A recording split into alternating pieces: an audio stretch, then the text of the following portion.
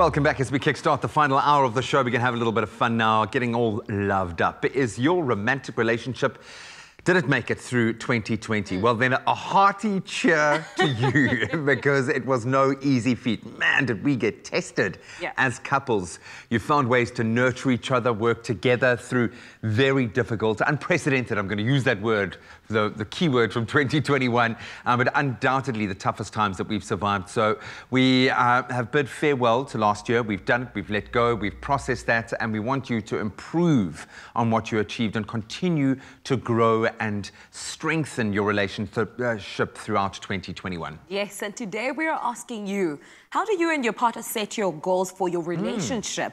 Clinical psychologist Asha Dullabh is here today to help us discuss this, and we're taking your questions and comments via our Facebook page and our studio line on 021-110-5552. So please do connect with us. And it's not an opportunity for you to complain about your significant other this morning. We're only about positivity, okay? So in that vein, Happy New Year. Happy New Year, and Happy New Year to all the viewers. Yes. Yeah, man. Good to have you here. Goals. I mean, we are obviously goal-focused here. We've moved away from kind of, our New Year's resolutions and, setting these kind of achievable goals. It's all about things that we can achieve so that we can build on that. Is it important as a couple to actually make it a conscious thing to set goals for yourself to achieve beyond the material things that you need to do, but as in a relationship, in an emotional sense? Sure. I think that as couples, we are always setting goals. It comes quite naturally in the process of being in a relationship. But I think more so now, instead of looking at this whole goal-directed approach, perhaps we should just use the word intentions. What are our intentions for the year ahead? Because, we're living in such unpredictable times. As much as we want to set goals, we don't know whether we can actually get to our goals and achieve them. So perhaps moving towards a goal-directed approach, more a process-directed approach, would be focused on our intentions for the year. And that can maybe feel a bit more manageable. But it's a great way of checking in with your partner and checking, how has the year been? What can we change? How can we improve? What can we let go of? I mean, we set goals for ourselves as individuals every single year, but how important is it to sit down with your partner and set a relationship goal or relationship goals for the new year? When you talk about that checking in. Yes, it's very important. I think that when we look at relationships, it almost needs to be a 1 + 1 = 3, where the whole of the relationship, the sum of it must be much greater than the individual parts, So I think that it's the 1 + 1 = 3, where a couple, both of them are growing and evolving at a very much faster pace because of the relationship. And it's about focusing on one's individual goals, but as well as the couple goals. Or you, in my case, you're in a relationship and 1 + 1 = 4 because you've got 2 kids and suddenly your whole goal mindset shifts so dramatically. But in considering what we've been through over the last year and what we want to be able to achieve this year, knowing what we know, what areas should we be focusing on for those good intentions? Sure.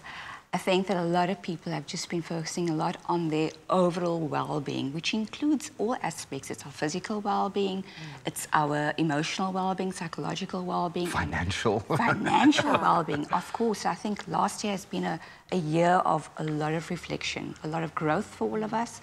It's through the depths of our struggles that I think many of us have grown and evolved, and we've learned the skill of adaptability. I think that we've also become hopeful. There is an energy of hope that we need to just sort of hang on to and be positive and really look for the meaning and purpose in our lives with regard to those intentions that we'd like to set for ourselves.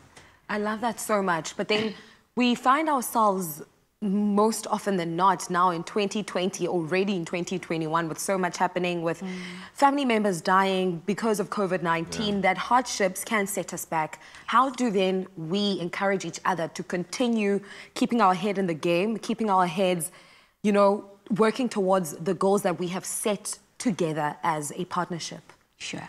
I think really good, open and transparent communication is critical.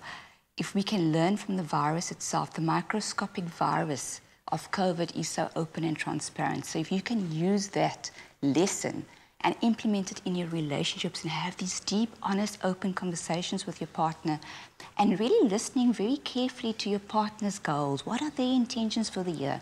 and being the greatest cheerleader for your partner. Be your greatest support to your partner.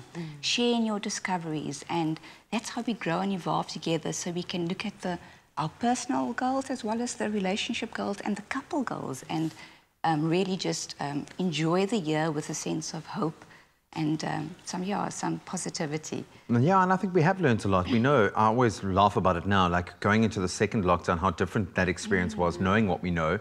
In retrospect, I mean, we've got all the tools now to be able to work more effectively, to be more effective at home, enjoy ourselves. But the one thing that last year certainly forced us to do was get real. Yes. There's no more superfluous nonsense in our lives. It's like focus on what's real and what's important. That's what we're going to be doing in this discussion, continuing, talking about relationships and setting goals, or as Asha has said, those intentions behind, because it's difficult to make plans, even now in South Africa in 2021. But we'd love to hear from you, 021 110 5552. If you've got any relationship questions or maybe some insights that you've picked up over the last year as a couple, we'd love to hear from you.